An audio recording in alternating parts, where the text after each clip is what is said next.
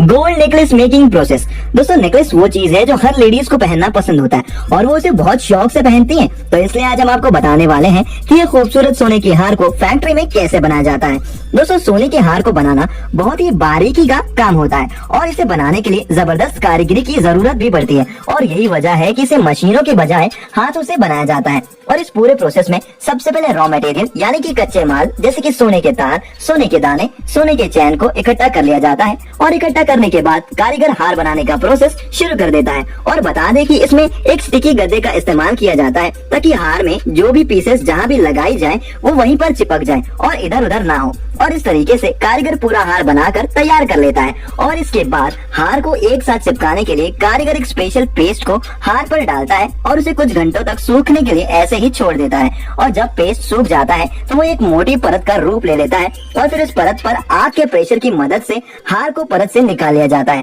और इस तरीके से ये खूबसूरत सोने का हार बनकर तैयार हो जाता है।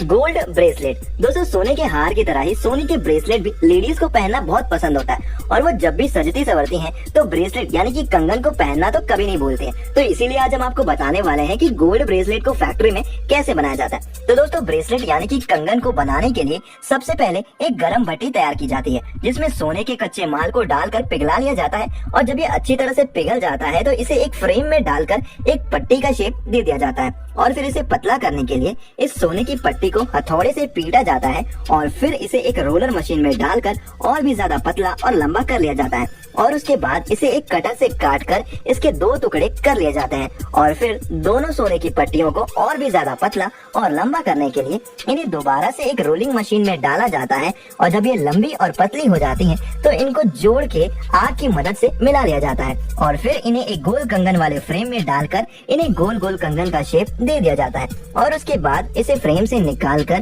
कंगन और उसके जोड़ को अच्छे से घिसा जाता है और इस तरह से प्लेन कंगन बनकर तैयार हो जाता है। लेकिन दोस्तों काम अभी पूरा नहीं हुआ है क्योंकि कंगन तैयार होने के बाद कंगन पर आग की लपटों का प्रेशर मारकर इसे अच्छे से चमका लिया जाता है और चमकाने के बाद काम शुरू होता है कंगन पर डिजाइन बनाने का जो कि CNC मशीन द्वारा किया जाता है। ये मशीन कंगन पर किसी भी तरह के डिजाइन बना देती है। इसे सिंपली कंगन पर जो डिजाइन बनाना होता है वो कंप्यूटर पर सेलेक्ट कर लिया जाता है और फिर कंप्यूटर के कमांड देते ही ये मशीन कंगन पर सिलेक्टेड डिजाइन को बना देती है और इस तरह से आपका खूबसूरत और डिजाइनदार कंगन बनकर तैयार हो जाता है।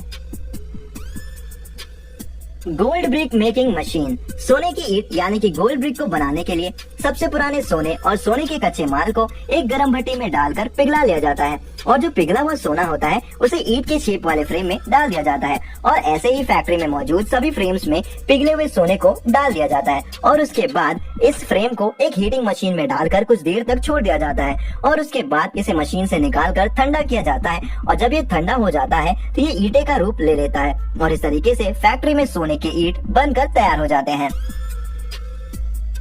Gold chain making process. दोस्तों सोने की चेन पहनना लगभग सभी को पसंद होता है, चाहे वो लड़का हो या फिर लड़की। मगर दोस्तों जिस चेन को आप इतने शौक से पहनते हो, क्या आप जानते हो कि उसे फैक्ट्री में कैसे बनाया जाता है? तो आइए आज हम आपको बताते हैं कि सोने की चेन को फैक्ट्री में कैसे बनाया जाता है। दोस्तों सोने की चेन को बनाने के दो तरीके होते हैं, एक हाथों से और दूसरा मशीन की मदद से। तो चलिए पहले देखते हैं कि हाथों से सोने की चेन कैसे बनाई जाती है। इस पूरे प्रोसेस में सबसे पहले कारीगर कच्चे माल यानी कि सोने के दाने को वजन करके उन्हें गर्म भट्टी में डाल देता है और फिर आग की मदद से इन दानों को पिघला दिया जाता है और जब सोने के दाने अच्छी तरह से पिघल जाते हैं तो इसे एक लंबे से फ्रेम में डालकर ठंडा कर लिया जाता है और ठंडा होने के बाद सोना एक मोटे छड़ का रूप ले लेता है जिसके बाद इसे एक रोलिंग मशीन में डाला जाता है ताकि एक पतले छड़ का शेप ले ले और जब ये शेप में आ जाता है तो फिर से इसे दोबारा एक रोलिंग मशीन में डाला जाता है जहाँ से निकलने पर सोना एक मोटे तार का रूप ले लेता है और फिर इस सोने के तार को एक लोहे की रॉड पर लपेट दिया जाता है जिसकी वजह से सोना एक स्प्रिंग का शेप ले लेता है और फिर इस सोने को एक मशीन की हेल्प से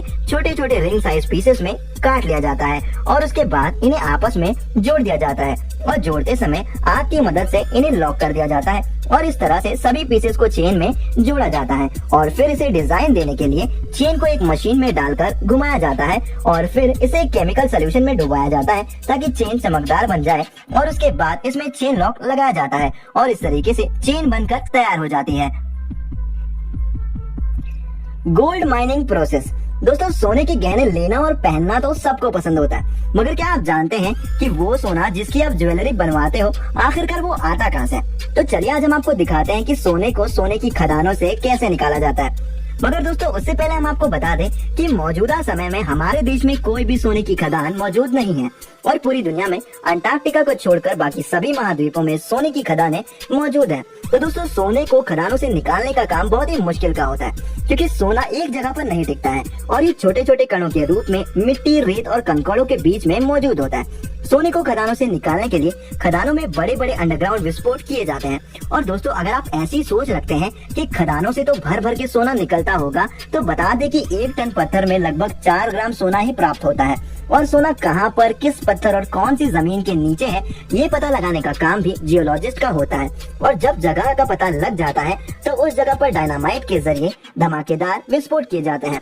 और विस्फोट के बाद 300 से 500 मीटर की गहराई से तकरीबन 1 टन पत्थर निकाला जाता है और एक विस्फोट में 300 टन तक का मलबा निकलता है, जिसमें से पत्थर को छाटा जाता है और फिर पत्थरों को एक क्रशिंग मशीन में डालकर इन्हें पीस लिया जाता है और पीस कर इनका बारीक पाउडर बना लिया जाता है। और उसके बाद इस बारीक पाउडर में पानी को मिलाया जाता है और पानी मिलाने के बाद इन्हें एक वाइब्रेटिंग मेज टाइप मशीन में डाला जाता है। और आपको बता दें कि इस मशीन में पहले से ही एक मोटी लेयर वाला स्पॉन्ज लगा होता है और जब पानी और पत्थरों का पाउडर इस स्पॉन्ज पर आता है तो उनमें मौजूद सोने के कण इस स्पॉन्जी मटेरियल पर चिपक जाते हैं और इस तरीके से पत्थरों से सोने के कण को अलग कर लिया जाता है। और इसके बाद प्राप्त हुए इस सोने के कण को 1300 डिग्री सेल्सियस पर पिघलाया जाता है और फिर प्राप्त हुए सोने की मदद से ही सोने के कॉइन, सोने के बिस्किट, सोने के ज्वेलरीज तैयार किए जाते हैं।